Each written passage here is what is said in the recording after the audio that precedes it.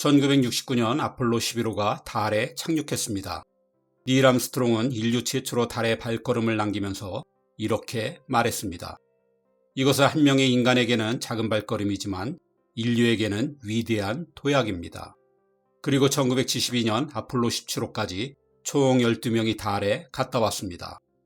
그리고 50년이 넘도록 인류는 다음 발걸음을 내딛지 못했습니다. 그간 과학기술은 엄청나게 발전했습니다. 당시 나사가 사용하던 컴퓨터는 요즘의 저가 핸드폰보다도 뒤떨어지는 수준이었습니다. 우주기술도 발전해서 하늘에 떠다니는 인공위성이 거의 만개입니다. 그런데도 인간은 50년 전에도 가본 달을 다시는 가지 못하고 있습니다. 그래서인지 달 착륙이 조작되었다는 음모론이 떠돌기도 했었죠. 곧 인간이 다시 달에 가게 됩니다. 나사에서 아르테미스 계획을 추진 중인데 2026년에 직접 달을 밟는 게 목표입니다. 그럼 그동안에는 무슨 일이 있어서 50년이나 달에 가지 못했던 걸까요? 그리고 이제 와서 다시 달에 가는 이유는 무엇일까요? 1957년 소련이 세계 최초의 위성 스푸트니크 1호를 쏘아 올렸습니다. 이 소식은 냉전 시대의 미국에 엄청나게 큰 충격이었습니다. 과학기술에서 소련에 뒤처졌다는 자존심의 상처도 있었고 위성을 쏘아 올리는 데 사용된 로켓 기술에 대한 두려움도 있었습니다. 만약 이 로켓 발사가 당시에 개발 중이던 대륙간 탄도미사일 기술을 소련이 완성했다는 뜻이라면 더는 미국 본토가 안전하지 않다는 의미였습니다. 이때부터 미국과 소련의 우주 경쟁이 시작되었습니다. 미국은 스푸트니크 1호를 따라잡기 위해 서둘러 뱅가드 위성을 쏘아 올렸지만 발사와 동시에 폭발하는 망신을 당했습니다. 반면에 소련은 라이카라는 이름의 살아있는 개를 위성에 실어 우주로 발사했고 유리 가가린이 인류 최초로 우주를 비행하고 돌아오는 등 계속해서 미국을 앞서 나갔습니다. 미국은 이 격차를 따라잡기 위해 과학교육과 로켓 기술에 막대한 예산을 투자하는 한편 우주 탐사에서도 소련을 따라잡기 위한 계획을 세웠습니다. 원래 미국 정부의 판단은 우주 탐사가 큰 돈을 들일 만한 가치가 없다는 것이었습니다. 하지만 스푸트니크와 유리 가가린 때문에 미국 시민이 가지게 된 소련의 우주기술에 대한 공포를 가라앉힐 필요가 있었습니다. 미국은 나사를 설립하고 인간을 달에 보내겠다는 아폴로 계획을 발표했습니다. 즉, 달 탐사 계획은 애초에 실용적인 목적보다도 소련과의 명예와 자존심 대결이라는 측면이 강하게 작용했습니다. 그리고 이 대결엔 엄청난 돈이 들었습니다. 아폴로 계획은 총 250억 달러의 예산이 들어갔는데 이는 요즘의 2,500억 달러와 같은 돈입니다. 1966년 한 해에는 미국 연방 예산의 4.4%가 나사에 쓰였습니다. 성공을 장담할 수 없는 달 탐사 계획에 이 정도의 돈을 쓰는 데에는 당시에도 반대가 많았습니다. 하지만 어쨌든 아폴로 계획은 성공했고 닐 암스트롱은 인류 최초로 달에 착륙한 사람이 되었습니다. 아폴로 계획은 성공했지만 우주 탐사를 이어나가는 것은 다른 문제였습니다. 인간이 달에 갔다 오면서 한때 실추되었던 미국의 명예와 자존심은 완벽히 회복되었습니다. 두려워했던 소련의 ICBM 기술도 과대평가였음을 알게 되었습니다. 게다가 미국은 베트남 전쟁 등으로 큰 재정 적자에 시달리고 있었습니다. 더는 실익이 없는 우주 탐사에 큰 돈을 투자할 수가 없었습니다. 결국 우주 탐사 계획은 축소되었고 1972년 아폴로 17호가 아폴로 계획의 마지막이 되었습니다. 아폴로 11호의 성공 이후 나사의 과학자들은 야심차게 달 기지 건설이나 화성 탐사 등을 계획했지만 이 역시 모두 취소되었습니다. 그리고 인류는 50년 동안 달에 가지 못했습니다. 시간이 흐르고 과학기술이 발전했지만 여전히 달에 가는 건 엄청난 돈이 들고 그걸 감수할 만한 가치를 찾지 못한 것이 이유였던 셈입니다. 하지만 21세기가 되면서 상황이 바뀌기 시작했습니다. 나사는 달 탐사를 재개해 2022년에는 무인 달 탐사에 성공했고 2025년에는 인간이 달 근처를 비행하고 올 것이며 2026년에는 달에 착륙하게 될 예정입니다. 무엇이 달라진 걸까요? 일단 우리는 과거에 비해 달에 대해 훨씬 많은 것을 알게 되었습니다. 인간은 달에 가지 못했지만 무인 우주선을 통한 달 탐사는 계속되었기 때문이죠. 예를 들어 과거의 달은 물이 없는 메마른 땅이라고 생각했습니다.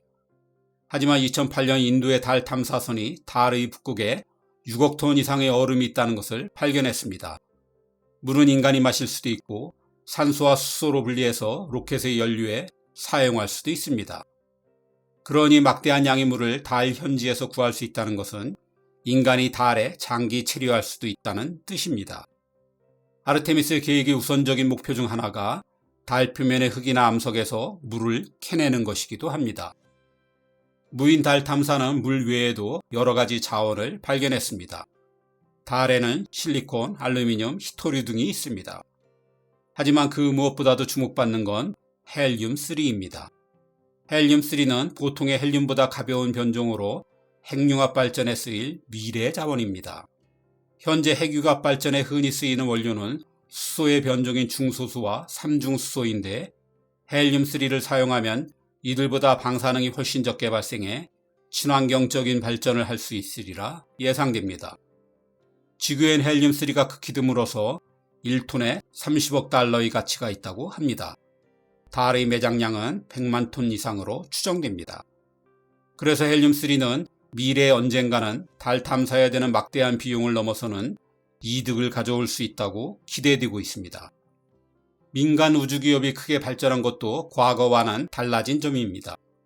일론 머스크의 스페이스X나 제프 베조스의 블루 오리진 같은 요즘의 우주기업은 자체적으로 로켓이나 위성 등을 만들어낼 정도의 기술력을 갖췄습니다.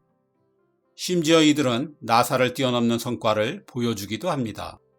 스페이스X는 로켓을 발사시켰다가 수직으로 착륙하는 데 성공하면서 최초로 재사용 가능한 로켓을 만들어내 세상을 놀라게 했습니다. 이전만큼 예산이 풍족하지 않은 나사로선 이러한 민간 기업의 발전이 큰 도움이 되고 있습니다.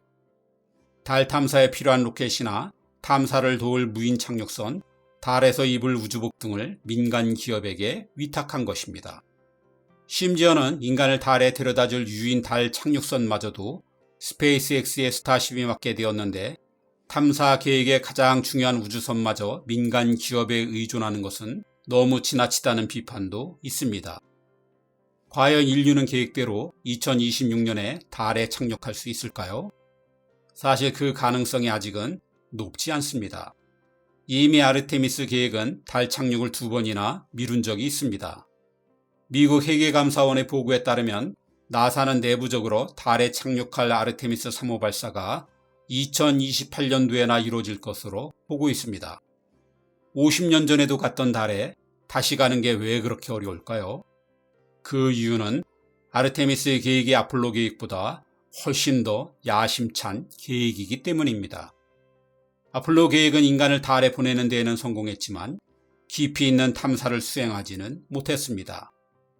당시에 인간은 달에 기껏해야 3일 정도 머물렀고 가져온 것도 약간의 돌과 흙뿐이었습니다. 그런데 아르테미스 계획은 달 궤도의 우주정거장 루나 게이트웨이를 만들고 달에도 사람이 거주할 기지를 만드는 등 사람이 여러 차례 달에 오고 가고 머무는 상황을 상정한 계획입니다. 그런 만큼 문제가 생기는 부분도 가지가지입니다. 인간을 태우고 달 궤도까지 가야 하는 나사의 오리온 우주선이 아직 안전성에 문제가 있음이 드러났고 달에서 입을 우주복도 개발이 지연되고 있습니다. 인간을 달에 착륙시킬 스페이스X의 스타쉽도 여러 테스트 비행을 통과해야 합니다. 근본적으로 이 모든 일을 감당하기에 나사의 예산이 부족합니다. 나사의 예산은 미국 연방 예산의 약 0.4% 정도로 과거 아폴로 계획 당시의 4.4%에 비하면 크게 줄었습니다. 부족한 예산으로 너무 방대한 계획을 진행하다 보니 각종 세부적인 프로젝트가 지연되거나 축소되고 과도하게 민간 기업에 의존하는 문제가 생긴 것입니다. 한편 2010년대에 들어서서는 중국이 달 탐사의 라이벌로 떠오르고 있습니다. 중국은 무인 달 탐사선 창어를 계속해서 발사하고 있습니다. 창어 3호는 역사상 최초로 달 뒤편에 착륙했고 창어 5호와 6호는 광물을 채취해서 돌아오는 등 이미 중국의 우주기술은 상당한 수준에 도달했습니다. 중국은 2030년에 인간을 달에 보내고 2035년에는 달 기지를 짓겠다는 계획입니다. 물론 중국도 유인 달 탐사는 처음이니 이 계획 역시 예정대로 되리란 법은 없습니다. 어쨌든 과거 미국과 소련이 우주 경쟁을 한 것처럼 미래에는 미국과 중국이 달 탐사를 두고 경쟁하게 될지도 모릅니다. 과거 우주 경쟁이 주로 자존심 대결과 체제 선전의 목적이 강했다면 미래의 경쟁은 헬륨-3와 같은 자원을 두고 벌이는 경쟁이 될 수도 있을 것입니다. 1967년에 맺어진 우주조약은 어떤 국가도 우주 공간에 대한 주권이나 점유를 주장할 수 없다고 되어 있습니다. 이 조약엔 미국, 중국, 한국 등 100개국 이상이 참여하고 있습니다. 하지만 자원 활용에 대한 내용은 없습니다. 국가가 아닌 스페이스X 같은 민간 기업에 대한 제한 규정도 없습니다. 그러니 미래의 달 자원을 두고 분쟁이 일어나면 이 조약은 무용지물이 될 게 뻔합니다. 우주 개발이 몇 나라의 동무대인 것처럼 이대로라면 우주 자원도 몇 강대국이 독식하게 될 것입니다. 그러면 점점 더 벌어지는 빈부격차를 많은 나라는 그저 무기력하게 지켜보기만 해야 할 것입니다.